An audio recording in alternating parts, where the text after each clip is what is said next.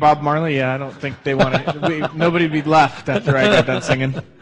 Here's a quick story. When I was in probably 8th, 9th grade, I guess it was, in church, they had the church choir, right?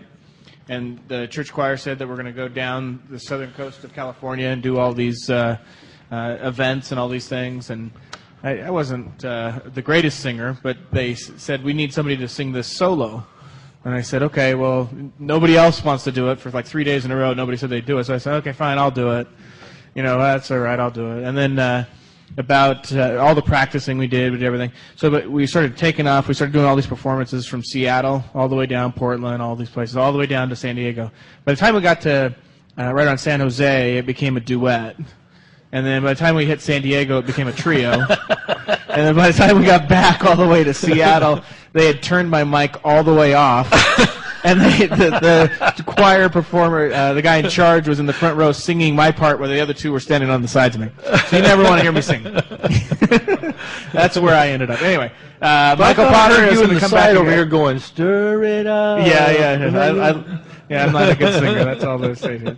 Michael's going to come back up and talk about the asset protection side of things, especially from a real estate owner perspective as well. So we're very lucky to have you come back and talk all about those. And if you have questions, again, please raise a hand and that. But I probably would say that you would take questions at the end of your presentation, yes, right? I will. Yeah. Okay. Very Thank good. You. Hi, everybody. How many of you were here yesterday?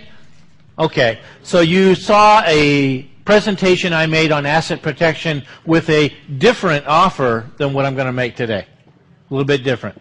Some of these concepts are the same, whether a person is in a service business, retail business, or whether they are a real estate investor. I oftentimes find that real estate investors have a hard time thinking of their investment business as a business. And the last speaker did a great job of showing that mentality of having it as a business makes much more sense. I've always liked it that way. In my real estate investing career, which has been separate from my law practice, but coincidental in a lot of different ways, I have always looked at it as a business and tried to treat it that way.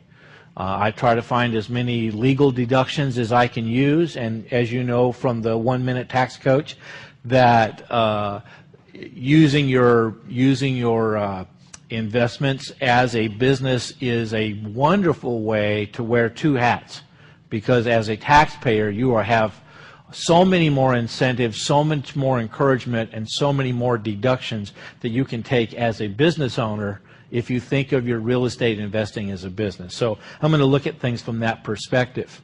To me, real wealth really means having more options. It's not a specific monetary amount.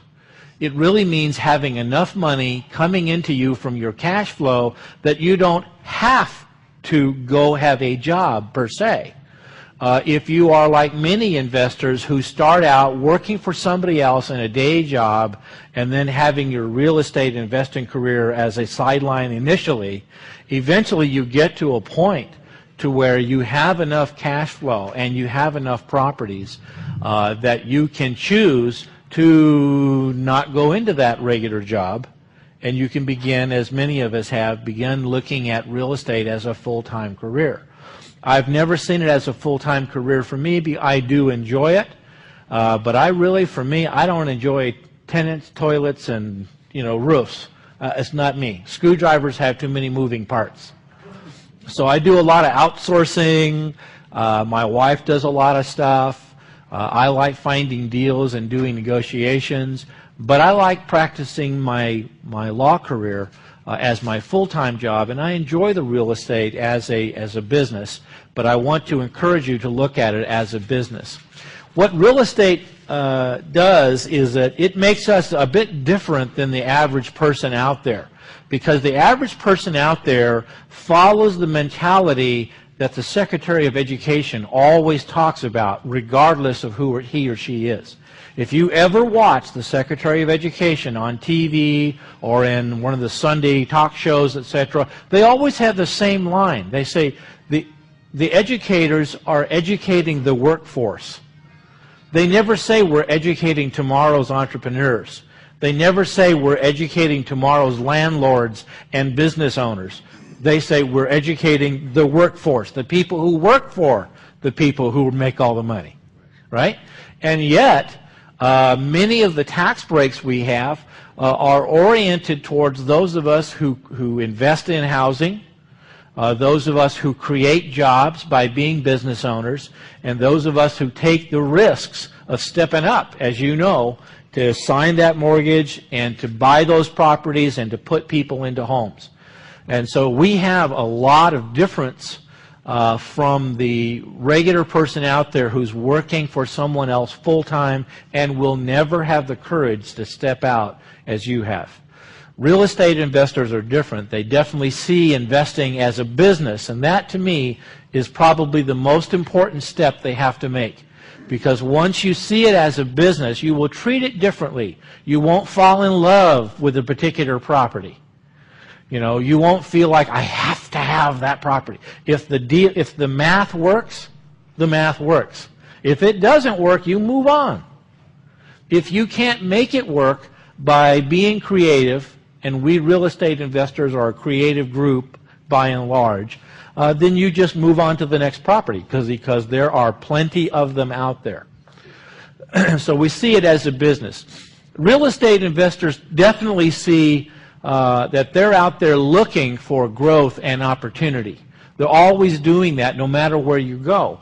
And as you know very well, the Census Department has looked at the United States and has predicted that by the year 2030, which is not that far away, we're at the end of the decade of the first decade here already. By the year 2030, half of the U.S. population will be living in about 9 or 10 states, none of which have a whole heck of a lot of snow. So you can pretty much guess what those are. And those states that don't have a lot of snow out there are going to be where most of the baby boomers will have retired by the year 2030. So we're out there, no matter what market you're in, you should be seeking out growth and opportunity, not only in the market that you live in, but in other markets as well. I tell my clients all the time who are in the San Francisco Bay Area of Northern California or Hawaii and so forth, that if they want to find really good deals on property, they got to look beyond those markets. And there's a great website. You were mentioning a number of websites, Charles. One of the great websites I have found very useful is the Office of Federal Housing Enterprise Oversight, ofheo.gov. ofheo.gov. And basically you go there, you look at the map of the United States, you click on whatever map whatever state you want, and it'll show you kind of what's going on in that state in terms of the average home prices. And while some markets are slumping in terms of home prices, others are appreciating a fairly good clip. So the good thing about the real estate market, to me, is that many times you look at these talking heads on TV. In fact, I always laugh when I see these guys. They get on TV and they go, "Oh my God, the sky is falling.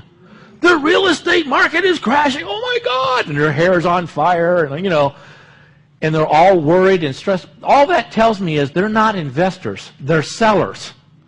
And all over the country, sellers are competing for you and me. Sellers are competing to get us to come look at their properties. Yep, the mortgage market is in trouble and has its